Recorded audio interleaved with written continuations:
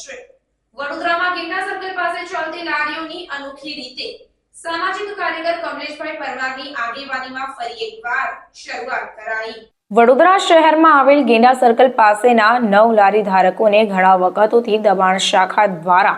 હેરાનગતિ કરવામાં આવી રહી હતી, ત્યારે કમલેશભાઈ પરમાર સામાજિક કાર્યકરની આગેવાની હેઠળ તમામ લારીઓ પર નરેન્દ્રભાઈ મોદી સાહેબના બેનરો લગાવી શ્રીફળ વધેરીને ફુલહાર ચઢાવીને ધંધા રોજગાર પુનઃ શરૂ કરવામાં આવ્યા। કહી શકાય કે વડોદરા શહેર કોર્પોરેશનના નિયમો પ્રમાણે કોઈ પણ સર્કલ અથવા 4 રસ્તા પાસે લારી ગલ્લા પથારાવાળાએ ન ઊભું રહેવું, ત્યારે ગેંડા સર્કલના 9 લારી ધારકોને ઘણા વખતોથી દબાણ શાખા દ્વારા હેરાનગતિ કરવામાં આવી રહી હતી। આ લારી ધારકો 20 વર્ષથી લારીઓ લગાવીને પોતાનો વ્યવસાય કરી રહ્યા હતા, ત્યારે ગેંડા સર્કલથી 500 મીટર છોડીને ફરીથી તમામ લારીઓ પર અનોખી રીતે નરેન્દ્રભાઈ મોદી સાહેબના બેનરો લગાવી ધંધા રોજગાર પુનઃ શરૂ કરી સામાજિક કાર્યકર દ્વારા વધુમાં જણાવવામાં આવ્યું કે નરેન્દ્ર મોદી સાહેબ એક બાજુ ગેરંટી આપે છે, સ્વનિધિ યોજના હેઠળ લોન આપે છે, ત્યારે વડોદરા શહેરના કેટલાક અધિકારીઓ મનમરજી પ્રમાણે હેરાનગતિ કરે છે। જો વડોદરા શહેરમાં અધિકારીઓને વધુ ચિંતા હોય તો સ્ટ્રીટ વેન્ડર પોલિસી અથવા લાયસન્સની સુવિધા ઉપલબ્ધ કરે। જો આ લારી ધારકોને હેરાનગતિ કરવામાં આવશે તો સામાજિક કાર્યકર લારી ધારકો સાથે તેઓના પરિવારજનો સાથે આમરણાંત ઉપવાસ પર બેસી જશે તેવી ચીમકી પણ ઉચ્ચારી હતી।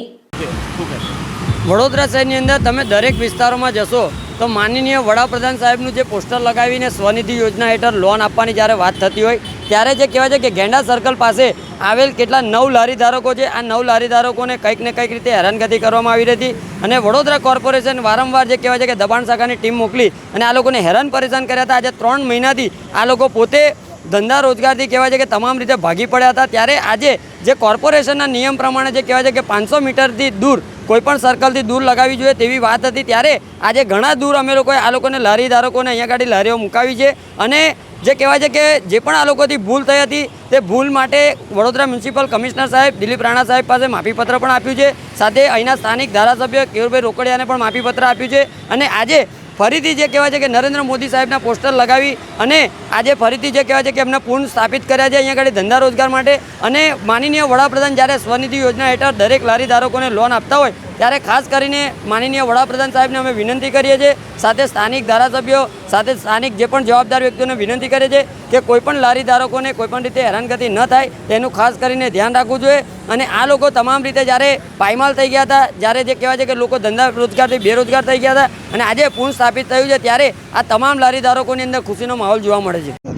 ત્યાંથી કોર્પોરેશનનો જે પરિપત્ર ગેંડા સર્કલથી 100 મીટર દૂર અમે એનાથી 500 મીટર દૂરી પર ધંધો ચાલુ કરી રહ્યા છે।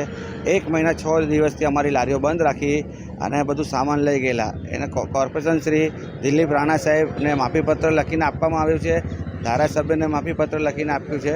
અને અમને અહીંયા હેરાનગતિ ના કરે, અમે ટ્રાફિકનું પણ ધ્યાન રાખીશું, દરેક રીતે કોકને તકલીફ ના પડે એ પૂરી અમારી જવાબદારી છે।